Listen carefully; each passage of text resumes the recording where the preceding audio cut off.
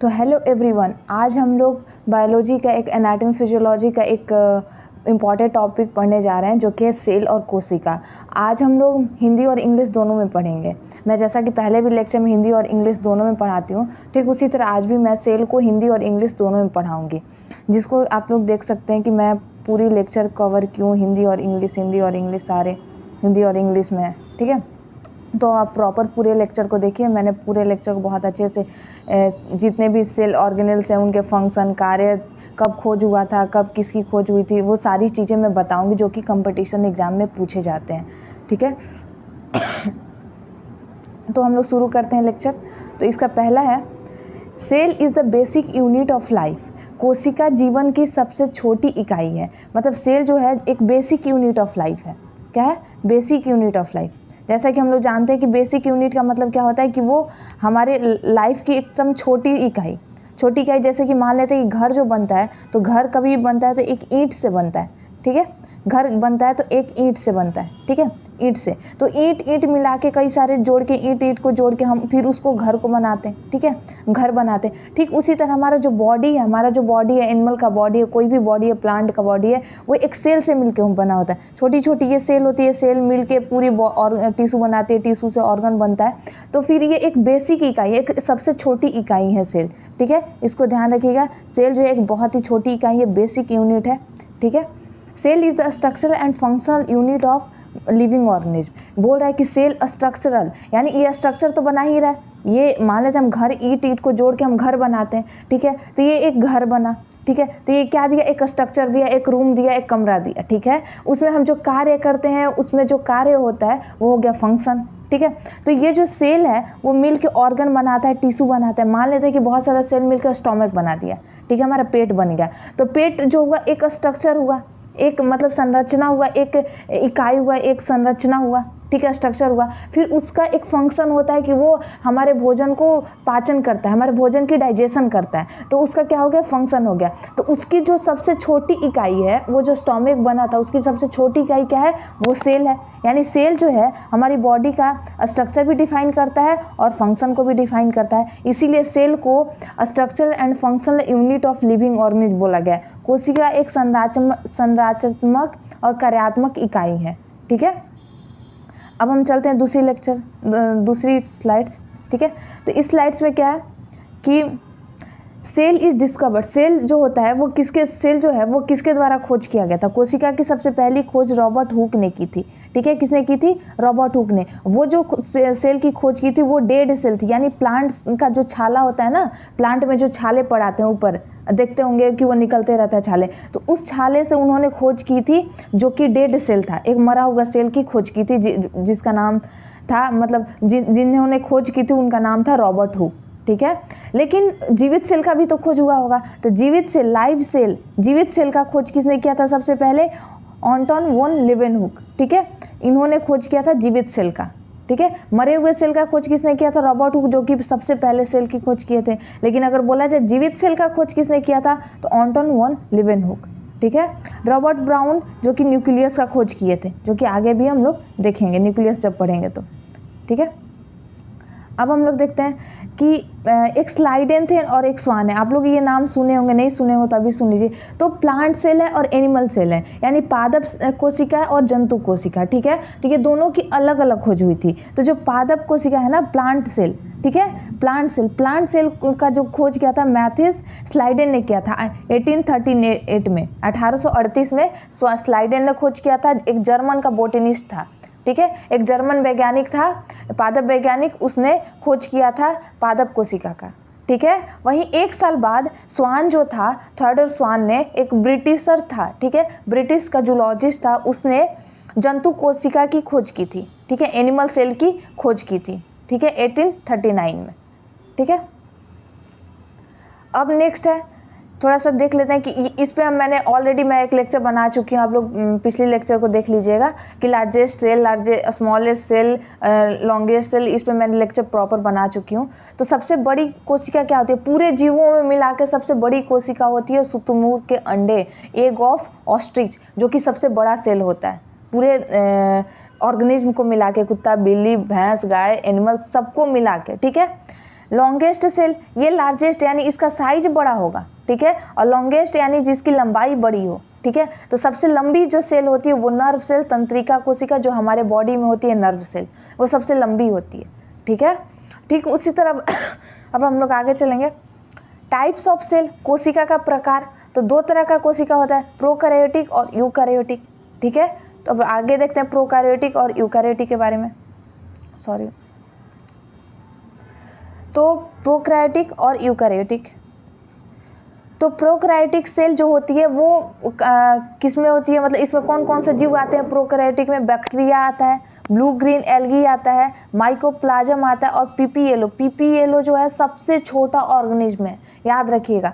इसका full form होता है प्लूरोनिमोनिया लाइक ऑर्गेनिज्म। ये सबसे स्मॉलेस्ट ऑर्गेनिज्म होता है, सबसे छोटा सेल होता है, सबसे छोटा ऑर्गेनिज्म, सबसे छोटी जीव होती है पीपीएलओ, ठीक है। प्लूरोनिमोनिया लाइक ऑर्गेनिज्म इसका फुल फॉर्म है। ये क्वेश्चन पूछा जाता है, सबसे छोटी ऑर्गेनिज्म, सबसे छोटा जीव कौन सा होता है, ठीक है। इसमें क्या क्या आता है? प्रोबैक्टीरिया में प्रोकैरियोटिक में बैक्टीरिया, ब्लू ग्रीन एल्गी और पीपीएलओ, ठीक है। ये बहुत ही छोटा होता है और बहुत तेज़ी से मल्टीप्लाई करता है, इसका यानी रिप्रोडक्शन बहुत तेज़ी से होता है, यानी एक रहे तो इसे कई सारे नंबर्स बन जाएंगे, इसे कई सारे जीव बन जाएंगे, ठीक है। तो ये बहुत तेज़ी से डिवाइड होता है, ठीक है। They having cell wall, prokaryotic cell के पास सेल वाल होता है। ये हो गया हमारा सेल, ठीक है, ये हो गया हमारा सेल, और सेल के बाहर ये सेल वाल होता है, ठीक है। सेल के बाहर एक सेल वाल होता है, ठीक है। तो इसके पास सेल वाल होता है। There is not well defined nucleus, इसमें जो न्यूक्लियस होता है ऐसे ही बिखरा पड़ा रहेगा। ये साइटोप्लाज्म होता है, इसमें ऐसे ही बिखरा पड़ा रहेगा। उसको मतलब वेल डिफाइंड का मतलब हो गया कि उसको कोई मेम्ब्रेन बाउंड नहीं किया रहेगा, उसको कोई, जैसे कि आप देखेंगे यूकैरियोटिक में उसको एक मेम्ब्रेन इस तरह से बाउंड नहीं किया रहेगा, वो ऐसे ही फैला रहेगा, ठीक है। वेल डिफाइंड यानी संपूर्ण रूप से न्यूक्लियस उपस्थित नहीं होता है। कहने का मतलब ये हो गया कि उसमें जो न्यूक्लियस होता है वो ऐसे ही फैला रहेगा, उसको कोई ऐसे बांध के नहीं रखेगा, ठीक है। उस न्यूक्लियस को कोई बांध के नहीं रहेगा, ये ऐसे ही फैला रहेगा, ठीक है। इसमें राइबोसोम होते हैं, राइबोसोम इसमें 20S होते हैं। 20S यानी राइबोसोम की स्ट्रक्चर को मेजर करने की एक यूनिट है एस, ठीक है। तो 20S होती है, ठीक है, जिसमें 2 यूनिट होती है। 2 यूनिट का मतलब हो गया कि एक ये बड़ी यूनिट होती है और उसके साथ एक छोटी यूनिट होती है। तो जो बड़ी यूनिट होती है वो 50S की होती है, जो छोटी यूनिट होती है वो 20S की होती है, ठीक, सॉरी 30S, ठीक है। याद रखिएगा राइबोसोम इसमें 20S होता है, जो 2 इकाई होता है, बड़े वाले को 50S बोलते हैं और छोटे वाले को 30S बोलते हैं, ठीक है। अब हम पढ़ेंगे यूकैरियोटिक सेल, ठीक है। यूकैरियोटिक सेल में अब क्या क्या चीज़ें हम लोग पढ़ेंगे। यूकैरियोटिक सेल में हम लोग पढ़ेंगे cell wall, cell membrane, endoplasm reticulum, Golgi body, lysosome, vacuoles, mitochondria, ribosome, nucleus and plastid. ये सारी चीज़ें हम लोग पढ़ेंगे यूकैरियोटिक सेल में। अभी हम लोग प्रोकैरियोटिक सेल देख चुके हैं, ठीक है। तो 1 बाय 1 अब हम लोग पढ़ते हैं।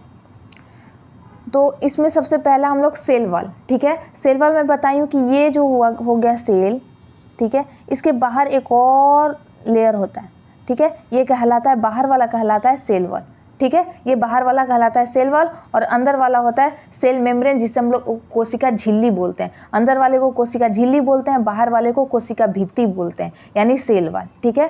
ये जो सेल वाल होता है नॉन लिविंग रिजिड स्ट्रक्चर, यानी बहुत ही रिजिड का मतलब होता है हार्ड सॉलिड लाइक स्ट्रक्चर होता है, लेकिन निर्जीव होता है, ये जीवित नहीं होता है, निर्जीव होता है, ठीक है। आउटर कवरिंग होता है,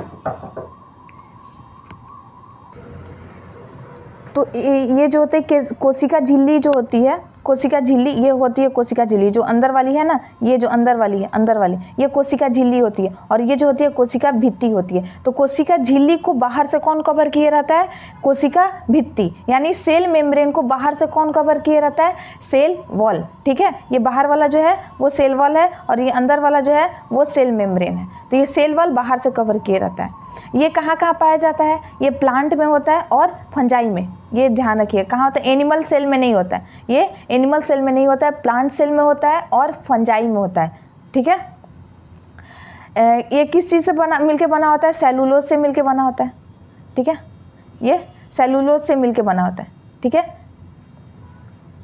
सेलुलोज से मिलकर बना होता है। इसका कार्य क्या है, फंक्शन क्या है, तो ये क्या करता है कि अगर कोई भी चीज़ है उसके बाहर से अगर बहुत मोटी कवर हो, ठीक है, रिजिड कवर हो, तो वो क्या करेगा, उसको डैमेज होने से बचाएगा, कभी भी उसे डैमेज नहीं होने देगा, ठीक है, उसे खराब नहीं होने देगा, इन्फेक्शन नहीं होने देता है उसमें। तो कोशिका को क्षति होने से और इन्फेक्शन होने से बचाता है, ठीक है। सेल कोशिका भित्ति क्या करता है, कोशिका को क्षति होने से और इन्फेक्शन होने से बचाता है। बैरियर टू अनडिजायरेबल मॉलिक्यूल्स, इसका मतलब ये हो गया कि ये बैरियर है, यानी मतलब कोई भी ऐसा चीज़ जो इसके अंदर जाना चाहता हो, ठीक है, इसके अंदर जाना चाहता हो, लेकिन ये बैरियर है, बैरियर यानी रोकता है। अगर ये सेल को नहीं चाहिए वो मॉलिक्यूल्स, कोई ऐसा प्रोटीन है, कोई ऐसा आयन है, ठीक है, सेल को नहीं चाहिए, लेकिन फिर भी वो अंदर जाना चाहता है, तो ये जो सेल वाल है वो रोकता है, वो इसको अंदर नहीं आने देगा, इसको अंदर नहीं आने देगा, ठीक है। तो कोई भी ऐसा चीज़ जो कि सेल को नहीं चाहिए, अनवांटेड है, उसे ये रोकता है, उसके सेल के अंदर नहीं जाने देता है,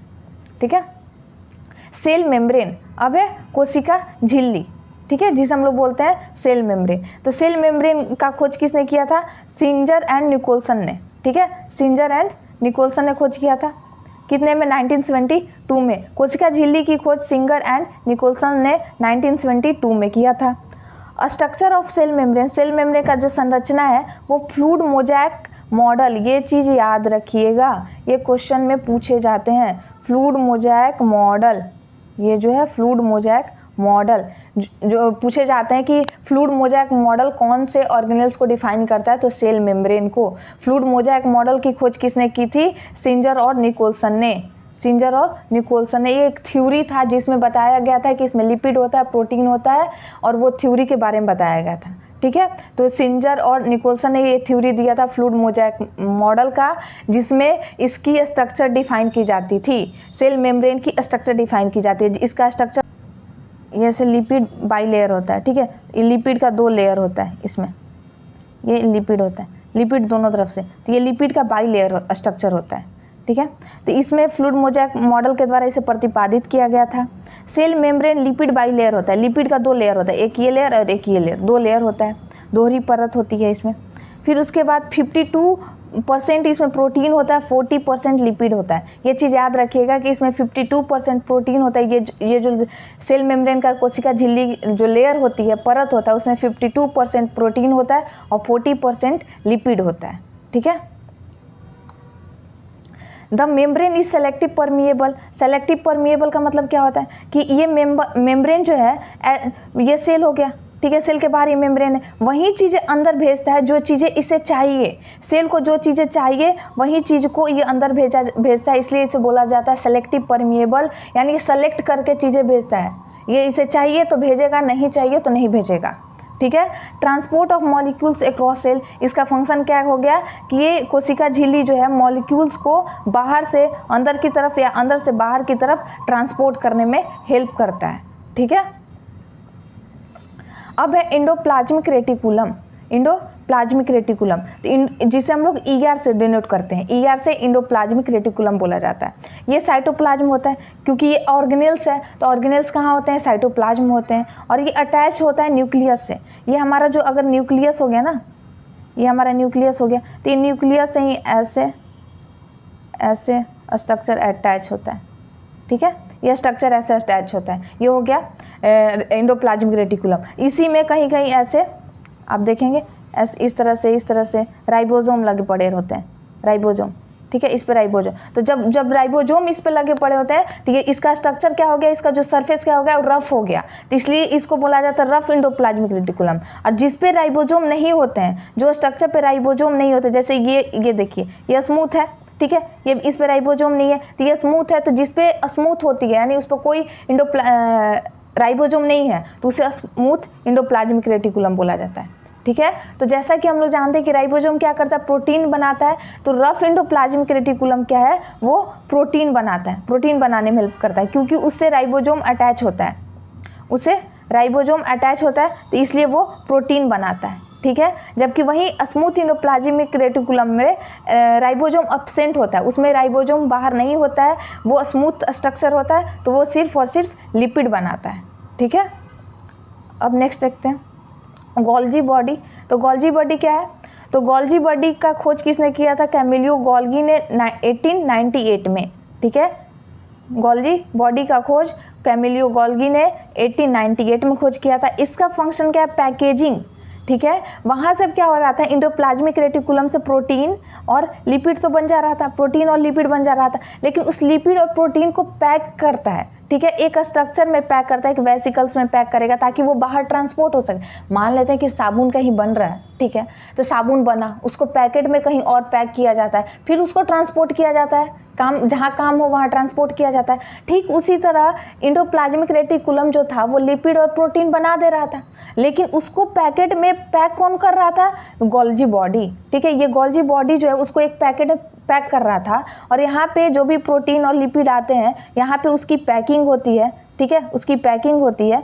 उस पैकिंग होने के बाद यहाँ से बाहर भेजा जाता है ताकि वो जहाँ पे उसको काम है वहाँ पे उसका काम हो, ठीक है। तो ये पैकेजिंग का काम करता है लिपिड और प्रोटीन का, जो कि ईआर एंडोप्लाज्मिक रेटिकुलम के द्वारा बनाया गया था। इसका काम प्रोटीन और लिपिड्स को पैक करना है होता है, जो कि एंडोप्लाज्मिक रेटिकुलम में बनाया गया था, ठीक है। नेक्स्ट है लाइजोसोम, ठीक है। हम लोग लाइजोसोम के बारे में सुने होंगे कि ये सुसाइडल बैग है, ठीक है, सुसाइडल बैग। सुसाइडल बैग जिसे हिंदी में आत्म हत्या की थैली बोला जाता है, ये ऑप्शनल क्वेश्चन में बहुत बार पूछा जाता है। आत्महत्या की थैली किसे बोला जाता है? लाइजोसोम को। इसका स्ट्रक्चर क्या होता है? वेसिकल्स, वेसिकल्स यानी ये छोटे छोटे ऐसे स्ट्रक्चर होते हैं, छोटे छोटे साइटोप्लाज्म में ये स्ट्रक्चर फैले होंगे, ठीक है, वेसिकुलर स्ट्रक्चर होता है।